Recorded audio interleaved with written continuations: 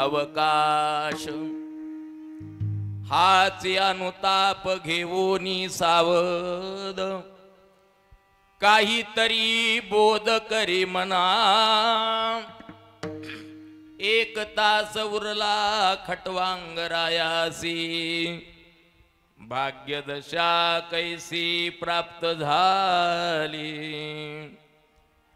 सापडला हरी तयाला साधनी एका जनार्दनी हरी बोला हरिमुखी गातार पली चिंता त्या नाही मागुता जन्म घेणे विठ्ठल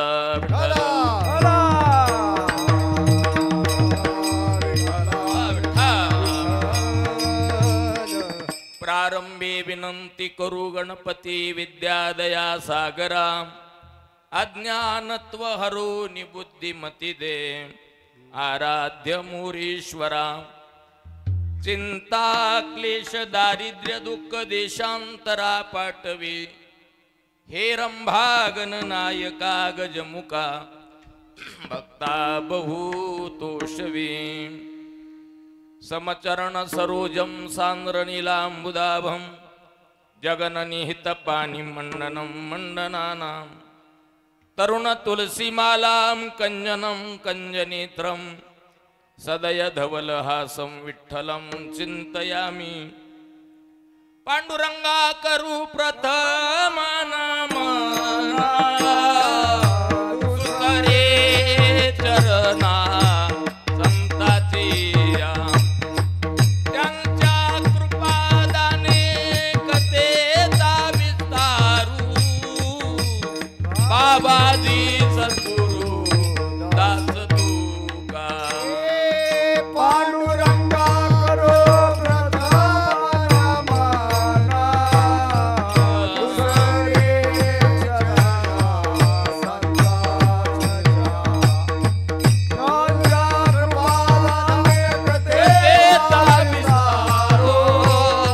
बाबाजी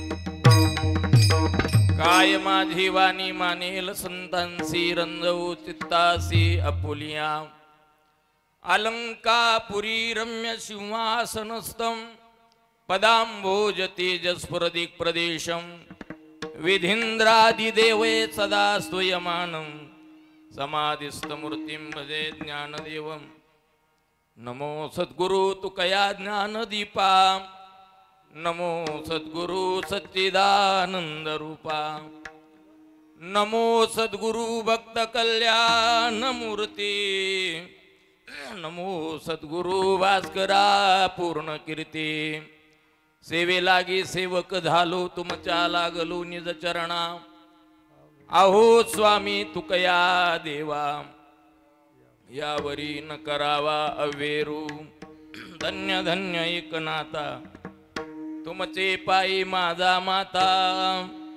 धन्य ते अरण रत्नाची ते खान जन्मला निधान सावता तू सावता सागर प्रेमाचे आगर घेतला अवतार माळिया घरी मनोजवं मारुत तुल्य वेगं जितेंद्रियं बुद्धिमतां वरिष्ठं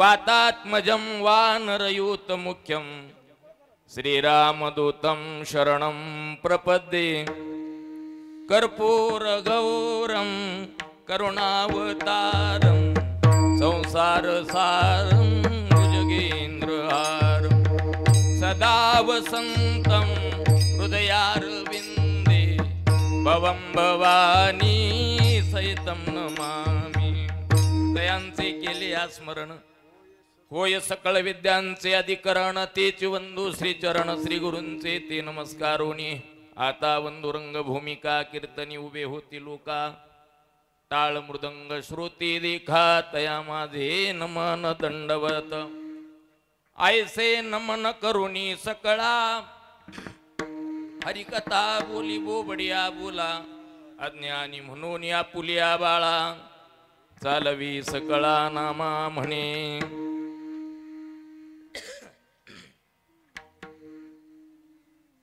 मस्तक ही पायावरी या वारकरी संतांच्या परिमळ गेली ऊस फुल देठी परिमळ गेली ऊस फुल देठी आयुष्या सेवटी देह तैसा हरिमुखी गाता हरपली चिंता त्या नाही मागुता जन्म घेणे प्रस्तुत प्राप्त प्रसंगी संप्राप्त सेवेकरता निवडलेला अभंग पैठण निवासी शांती ब्रह्म या भागवत संप्रदायाचे आधार खांब म्हणून या भागवत संप्रदायाच्या इमारतीला ज्यांनी भक्कम असा आधार दिला नवे नवे सर्वसामान्य लोकांच्या मध्ये जाऊन बारुडाच्या माध्यमातून ज्यांनी खऱ्या अर्थानं संपूर्ण जगताला जागृती दिली असे ज्ञानेशप्रिय श्री एकनाथ महाराज यांचा 5 चरणाचा हरिपाठ या ग्रंथातला मानवी जीवनाचा नेमका काय धर्म आहे या देहात आल्यानंतर कोणतं केलं पाहिजे कर्म आणि ते कर्म करण्याचं नेमकं मुख्य असलेलं वर्म या तिन्ही गोष्टीचा विचार नाथबाबा आजच्या अभंगामध्ये व्यक्त करतायत विठाला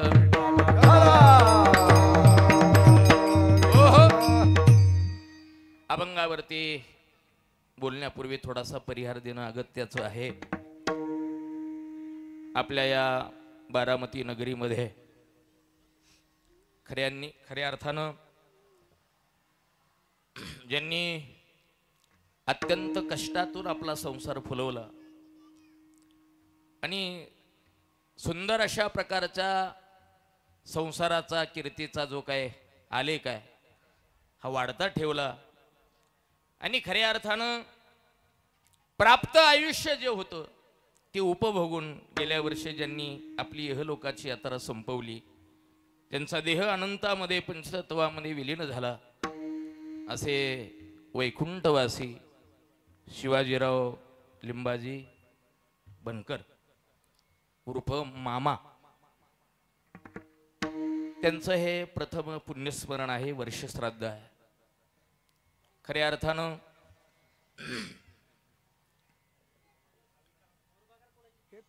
मुलांना थोडंसं सांभाळा मानवी जीवनामध्ये अनेक प्रकारच्या सुखदुःखांच्या घटना जीवनामध्ये घडत असतात अनेक सुखदुःखाला आपल्याला जीवनामध्ये सामोरं जावं लागत असतं काही वेळेला काही लोकांच्या सहवासामध्ये आपल्याला आनंदाचे क्षण जीवनामध्ये उपभोगायला येतात तर काही वेळेला प्रिय अशा व्यक्ती आपल्याला सोडून जातात त्यांच्या विरहामध्ये नाही का त्या विरहाचं दुःख आपल्याला जीवनामध्ये सहन करावं लागत असतं आणि म्हणून खऱ्या अर्थानं ज्यांनी आपली इहलोकाची यात्रा संपवली मामांचं जाणं खऱ्या अर्थानं या कुटुंबाकरता फार दुःखदायक अशा प्रकारचं आहे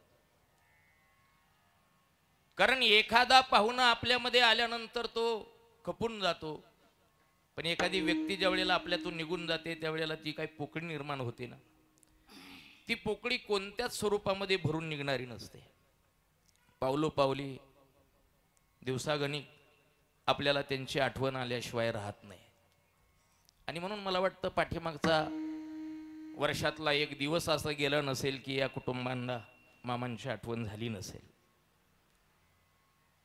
पण खऱ्या अर्थानं काही गोष्टी ह्या आपल्या इच्छेच्या नाही का विपरीत घडत असतात अनाकलनी अशा प्रकारच्या काही घटना जीवनामध्ये घडत असतात आणि त्यातला मुख्य विषय जर काय असेल तर तो मृत्यू आहे या मृत्यू लोकातली अटळ अशा प्रकारची आणि प्रत्येकाला एक ना एक दिवस त्याला सामोरं जावं लागतं अशा प्रकारचा विचार म्हणजे मरण आहे त्याला कुणी टाळू शकत नाही का जे प्राप्त आयुष्य आहे ते एकदा का उपभोगून झालं की त्या गोष्टीला प्रत्येकाला सामोरं जावं लागत असतं ते कुणाच्या मनावरती अवलंबून नाही आणि म्हणून मामांचं जाणं होऊन आज पूर्ण 1 वर्ष होत आहे आणि आपल्या हिंदू धर्मशास्त्रामध्ये व्यक्ती गेल्यानंतर जे काही अनेक प्रकारचे विधिशास्त्रानं आपल्याला करायला सांगितले,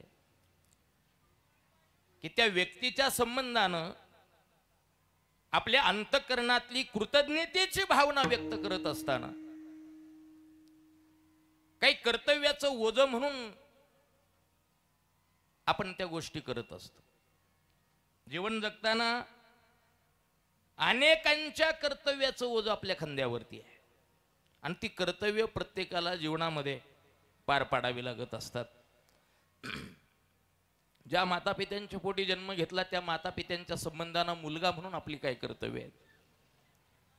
त्याच्यानंतर एखादा भाऊ असेल, बहीण असेल, त्या भाऊ बहिणीच्या संबंधानं आपला भाव म्हणून आपलं जे काही कर्तव्य आहे ते आपल्याला पार पाडावं लागतं.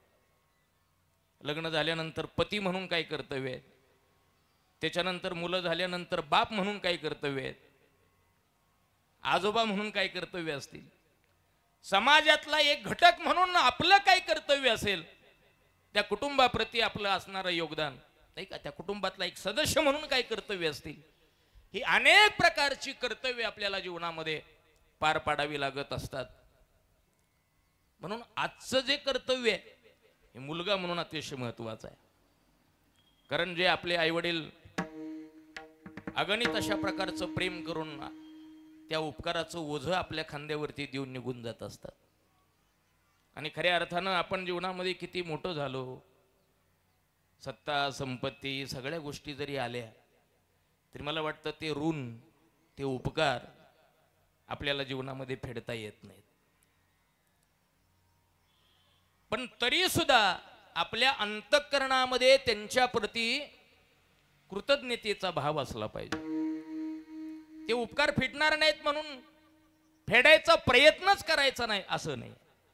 होता होईल तेवढी सेवा जोपर्यंत ते हयात आहेत तोपर्यंत करणं आणि गेल्यानंतर नाही का त्यांच्या उद्धाराप्रती त्यांना चांगली गती मिळावी या कारणाकरता मुलगा म्हणून काही कर्तव्य आपल्याला शास्त्रानं सांगितलेली आहे. अलीकडचा काळ थोडासा नाही का विज्ञानाची कास धरून आपण आपलं जीवन जगतोय. बऱ्याच गोष्टी आपल्याला बुद्धीला काही काही वेळेला पटत नाहीत आणि खऱ्या अर्थानं जे जास्त सुशिक्षित असतात त्यांना तर अजिबातच पटत नाही. आपली भारतीय संस्कृती सर्व जगामध्ये श्रेष्ठ मानली जाते. याचं कारण एकच आहे, आपण आपल्या पूर्वजांचा जीवनामध्ये मागोवा घेत असतो. त्यांनी जी वाट दाखवली त्या वाटेनं चालण्याचा आपण प्रयत्न करत असतो आणि म्हणून बऱ्याच वेळेला त्या काही गोष्टी चाली रीती रूढी परंपरा जोपत असताना बऱ्याच वेळेला आपल्या बुद्धीमध्ये अशा प्रकारचे कधीतरी तर्क येऊ शकतात. हे करायचं का? आपल्यातून मामा तर निघून गेलेत नाही का, ज्यांनी आपल्याकरता सर्वस्व दिलं ते तर आपल्यातून निघून गेले. आता त्यांच्या प्रती आता काय करायचं अशी कधी कधी शंका येते. पण मला वाटतं ज्या वेळेला शंका मनामध्ये येते ना त्यावेळेला कुणाचा तरी नाही का मागोवा घेतला पाहिजे, कोणाचा तरी आधार घेतला पाहिजे, कोणाची तरी मदत घेतली पाहिजे. याला गीतेमध्ये कार्पण्य दोष म्हटलेला आहे. नेमका निर्णय कोणता घ्यायचा हे कळत नाही.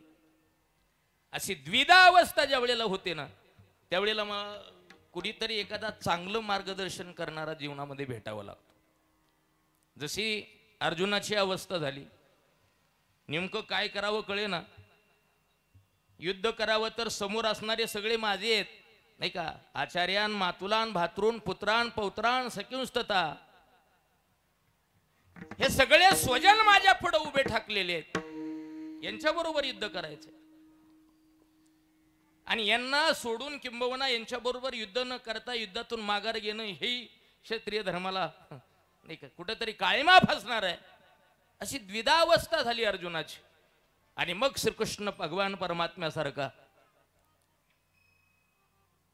एक तत्वज्ञ अशा प्रकारचा नाही का गुरु जीवनामध्ये भेटला आणि म्हणून निर्णय घेण्याकरता फार सोपं झालं. पण बऱ्याच वेळेला आपल्याला सगळ्यांना श्रीकृष्ण भेटेल असं सांगता येत. आपण संसारामध्ये प्रत्येक वेळेला अर्जुनाच्या भूमिकेतच आहे. काय करावं कळत नाही. तुकडोजी महाराजांचं एक सुंदर पद आहे, सांगा मी काय करू, सांगा मी काय करू,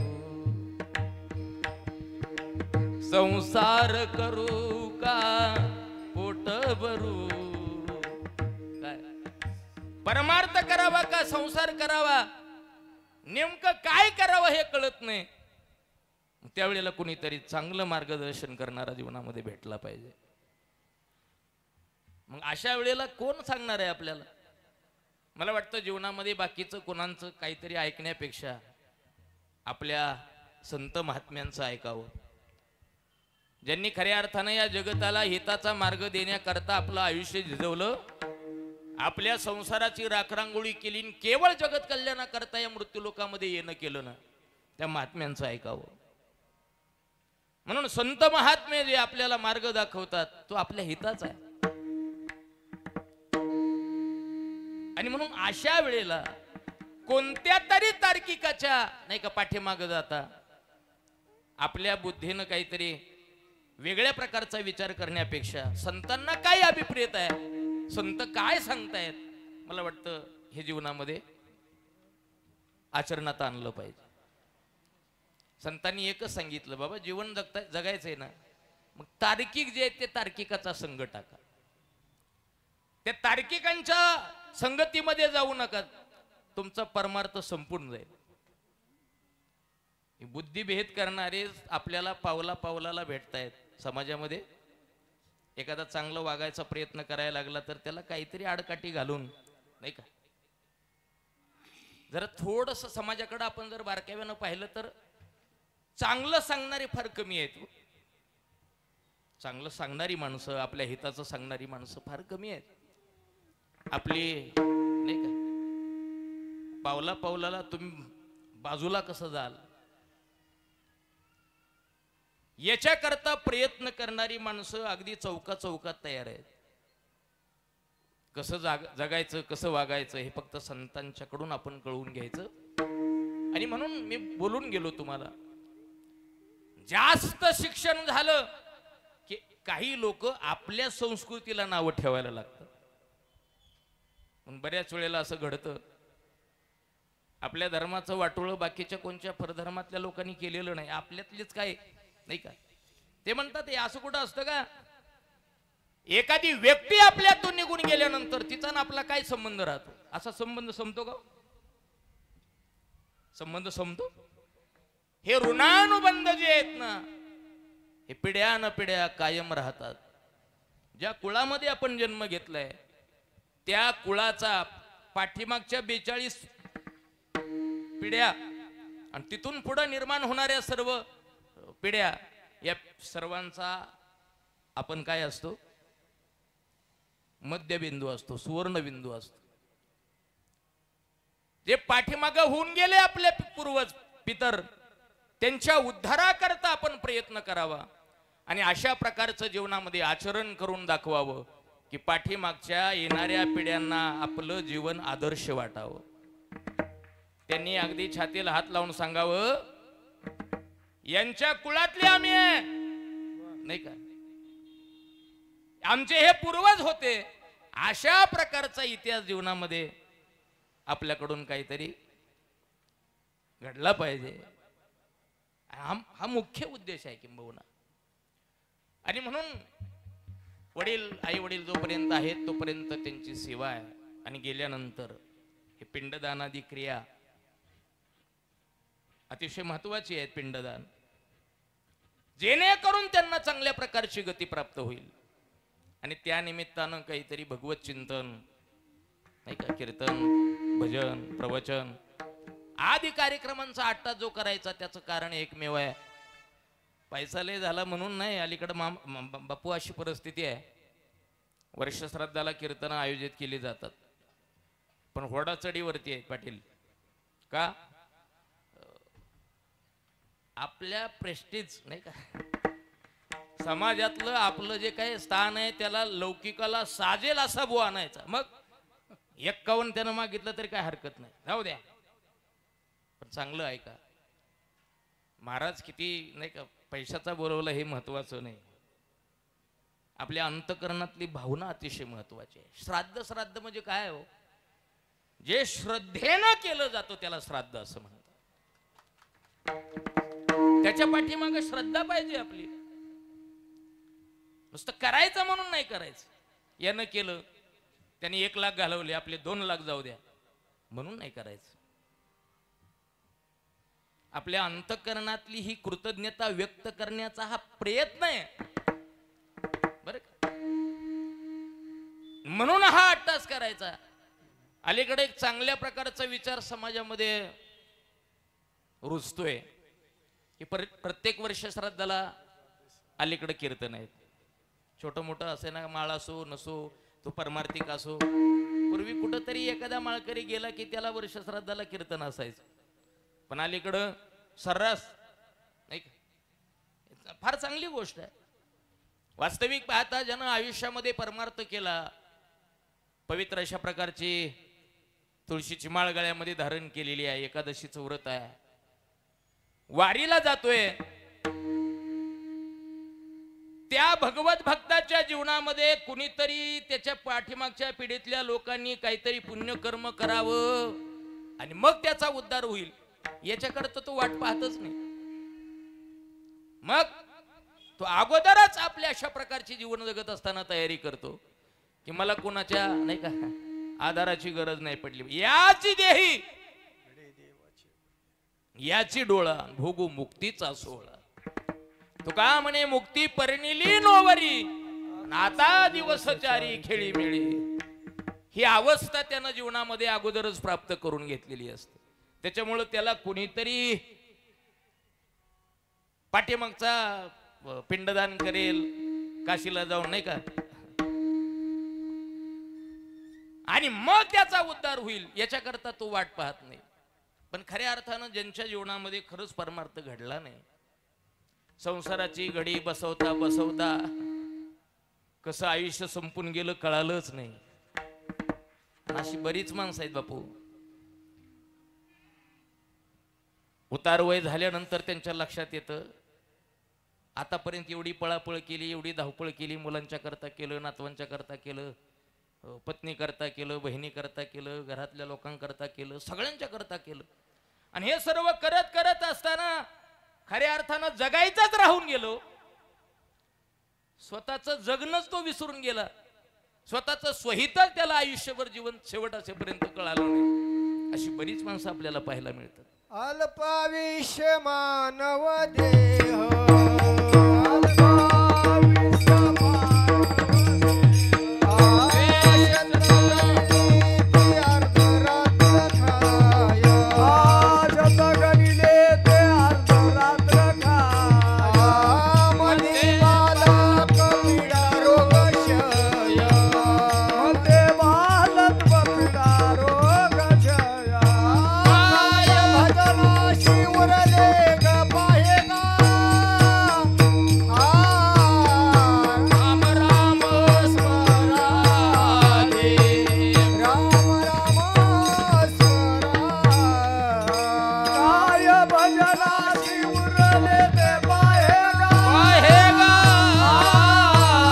राम राम स्मराले, राम राम